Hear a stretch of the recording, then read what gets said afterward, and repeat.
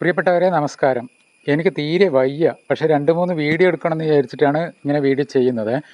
ഈ ഒരു കൊക്ക കണ്ട, നമ്മൾ കൊക്ക എന്ന് പറയും കണ്ണൂർക്കാർ. ഈ കൊക്ക കെട്ടിയിരിക്കുന്നത് പഴയ TV-ൻ്റെ ആൻറ്റിനേൻ്റെ മുകളിലാണ്. ഇതിൻ്റെ ലെങ്ത് ഒന്ന് നോക്കിക്കോ. ഇതാ ആൻറ്റിന, GI പൈപ്പിൻ്റെ ആൻറ്റിന. അപ്പോൾ ഇതിൻ്റെ ലെങ്ത്ത് ഒന്ന് നോക്കുക. ഈ ആൻറ്റിന കഴിഞ്ഞിട്ട് പിന്നെ വീണ്ടും ഒരു മരക്കൊമ്പ് കെട്ടിയതാണ്. അപ്പോൾ ഇതിൻ്റെ ലെങ്ത്തും നോക്കും, ലെങ്ത്തും വെയിറ്റും നോക്കും. ഇതൊക്കെ എന്തിനാ കാണിക്കുന്നതെന്ന് ചിന്തിക്കണ്ട, ഞാൻ പറഞ്ഞു തരാം. ഇതിൻ്റെ ലെങ്ത്ത് കണ്ടോ, എത്ര മീറ്റർ ഉണ്ടെന്ന് എനിക്കറിയില്ല. 8 മീറ്ററോ 10 മീറ്ററോ എത്രയാണെന്ന് അറിയില്ല, രണ്ടും കൂടിയിട്ട്. അപ്പോൾ അതവിടെ നിൽക്കട്ടെ.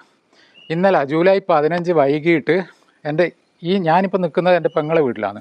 ബാക്ക് കാണുന്ന എൻ്റെ വീട്. അപ്പോൾ ഇവിടെ നല്ല അടിപൊളി ചക്കയുണ്ട്, വരിക്കച്ചക്കയാണ്. അത് മഴയായിട്ടും മുളക്കുകയോ കുരു ഇങ്ങനെ മുളച്ച് വരികയോ ഒന്നുമില്ല. അതുപോലെ ഭയങ്കര ടേസ്റ്റാണ്. പഴുത്താലും പിന്നെ നമ്മൾ ചക്ക വെച്ച് കഴിഞ്ഞാൽ, കറി വെച്ച് കഴിഞ്ഞാലും അടിപൊളി ടേസ്റ്റാണ്. വേനൽക്കാലത്തിൻ്റെ അതേ ടേസ്റ്റ്. അപ്പോൾ ഞാൻ ഇന്നലെ വൈഫിനെയും കൂട്ടിയിട്ട് ഞാനിവിടെ വന്നിട്ട് ചക്ക പറിക്കാൻ പോയി.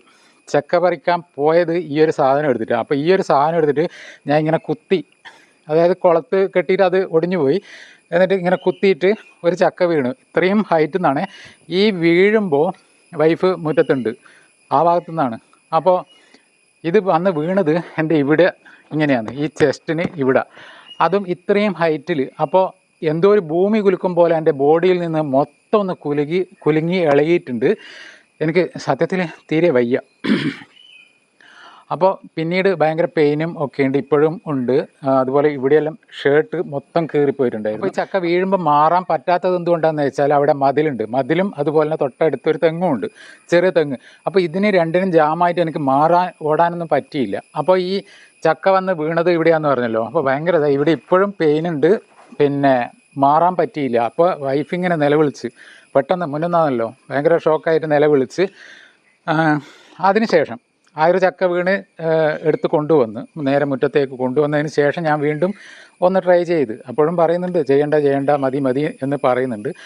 എന്നിട്ട് രണ്ടാമത്തതും ട്രൈ ചെയ്തപ്പോൾ രണ്ടാമത്തതും വീണത് നേരെ എനിക്ക് ബോഡിക്ക് തട്ടിയില്ല. അപ്പോൾ തന്നെ ഞാനിങ്ങനെ ചാടി അപ്പോൾ ഇതേപോലത്തെ ഇതിനേക്കാളും ഹൈറ്റിൽ ഇവിടെ കാണുന്ന ഈ 3 കല്ലിൻ്റെ ഹൈറ്റിൽ മുറ്റത്തിൻ്റെ തുമ്പിൻ്റെ അപ്പുറത്തുനിന്നാണ് ഞാനിങ്ങനെ ചാടുന്നത്. അപ്പോൾ അവിടെ ഒരു ചെടിച്ചട്ടി അടക്കം പൊട്ടിയിട്ട് താഴെ മുറ്റത്തേക്ക് ഞാൻ വന്ന് വീഴുന്നതാണ്.